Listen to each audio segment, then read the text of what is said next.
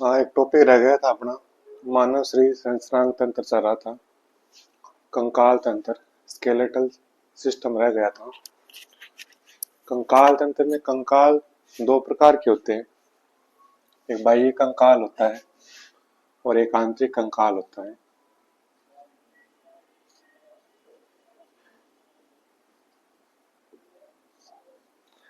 बाह्य कंकाल कौन से होते हैं? बाह्य कंकाल किसको बोलते हैं? बाह्य कंकाल में मृत कोशिकाएं होती है।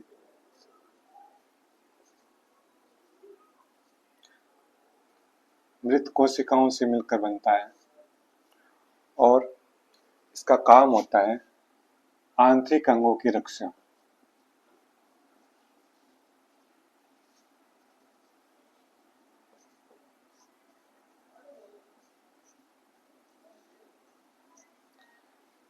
आंतरिक अंगों की रक्षा करना इसका कार्य होता है। जैसे बाह्य कंकाल के यदि आप एग्जाम्पल देखो तो जो मछली है उसकी स्किन के ऊपर सल्क होते हैं, ये बाह्य कंकाल आते हैं। सबसे बाहरी भाग होते हैं, बाहरी संरचना ही आती है बाह्य कंकाल में। सल्क हो गए। तो पक्षी है उनके पिच होते हैं। पक्षी के पिच, पिच मतलब पंख, पिच फेदर बोलते हैं जिसको। पंख के पंखनुमा संरचना या पंख मान लो। पक्षी के पिच होते हैं, वो भी बाह्य कंकाल होते हैं। मनुष्य के जो बाल होते हैं,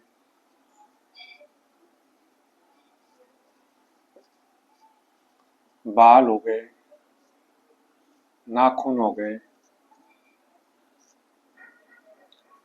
बाल, नाखून और जो पशुओं के जो खुर होते हैं,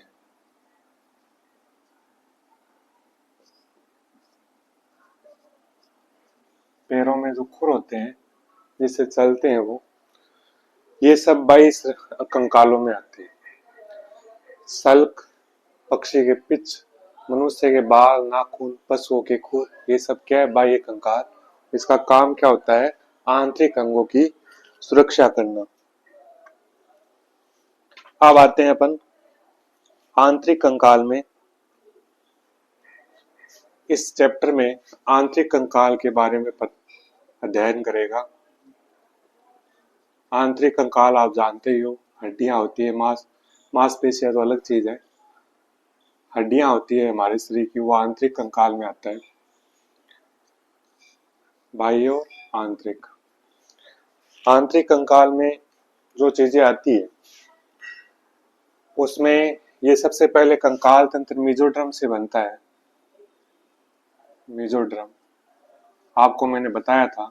एक्टोडर्म जो हमारी स्किन है और तंत्रिका तंत्र एक्टोडर्म से बनता है।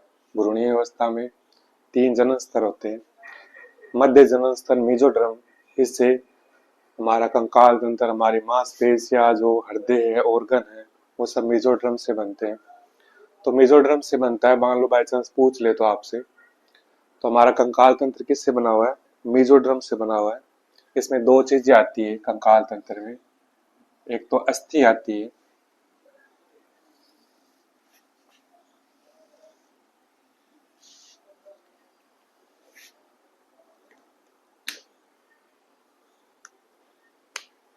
एक तो आती है अस्थि,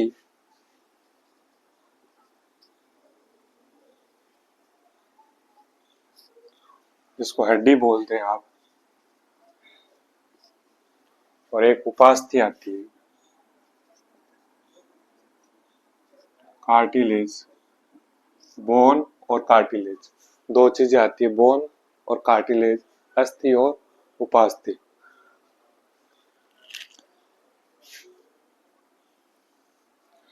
अब अस्थि क्या चीज होती है? ये ठोस होती है, कठोर होती है?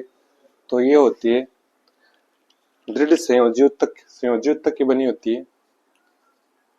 दृढ़ होता है।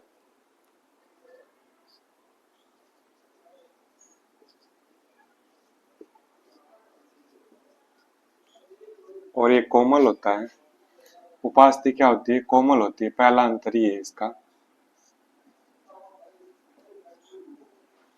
ये एक प्रकार का क्या है? संयोजी उत्तक है। ये दृढ़ होती है, कठोर होती है, क्या होती है? कोमल होती है। हड्डी आपको पता ही है कैल्शियम और फॉस्फोरस की बनी होती है, एग्जाम में भी पूछते हैं। कैल्शियम व फॉस्फोरस। कैल्शियम और फॉस्फोरस की बनी होती है। जो उपास्थि होती है वो कैल्शियम कार्बोनेट की बनी होती है। ये भी कैल्शियम ही होता है।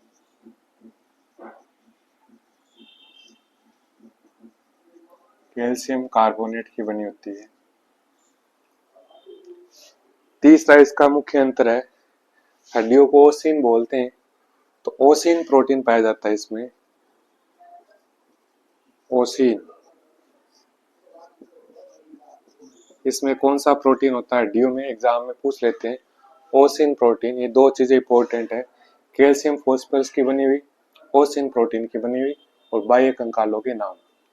ये तीन चीजें एग्जाम में पूछते हैं। और ये किसकी बनी होती है? उपास्थि। ये कॉन्ड्रिन प्रोटीन की बनी होती है। Chondrin protein. ये ओसिन प्रोटीन होता है, इसमें कौन सा होता है?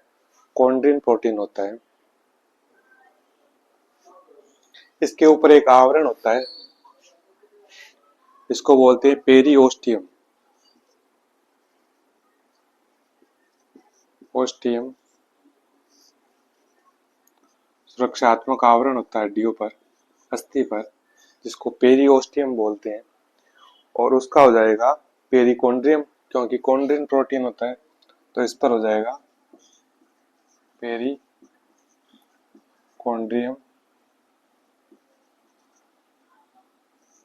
का आवरण।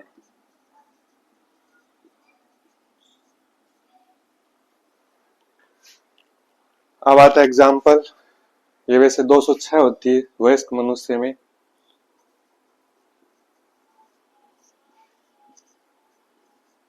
ये आप सबको पता ही है। और एग्जाम्पल जितना भी कंकाल हमारा, जो कशेरुकदंड है, खोपड़ी, ये सब इसमें ही आती है। उपास्थियों के एग्जाम्पल याद रखना। उपास्थियों में जो लचीली अस्थियां हैं, जो लचीली हड्डियां होती है, वो उपास्थियां कहलाती है। जैसे कान की पेशियां, कर्ण पल्लव बोलते हैं इसको, कर्ण पल्लव। ये जो भाई ये कर्ण पल्लव है, देखो फ्लेक्सिबल है, ये क्या है? उपास्थि है। नेजल है, ये देखो सॉफ्ट है। तो नासिका है हमारी, वो भी इसी में आती है।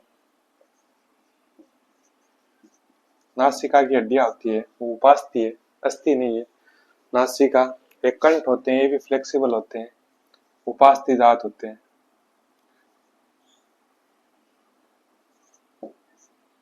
हमारे जो कंठ होते हैं वो भी क्या है? उपास्थि है। श्वास नली है, श्वसन नली, श्वास नली है, ये भी देखो फ्लेक्सिबल है, ये भी क्या है? उपास्थि है।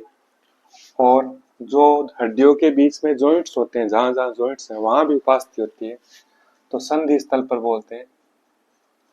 संधि स्थल होती है जितनी भी अस्थियों के बीच में,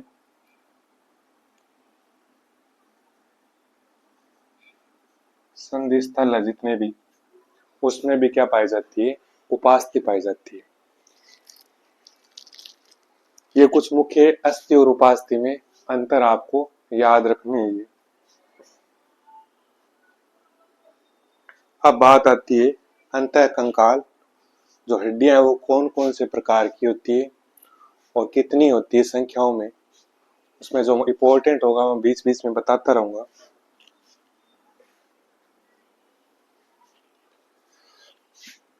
अब आ जाते हैं अंतः कंकाल पर। बाह्य कंकाल में इतना ये कुछ नहीं पूछते, आंतरिक कंकाल में अस्थि उपास्थि में अंतर पता होना चाहिए।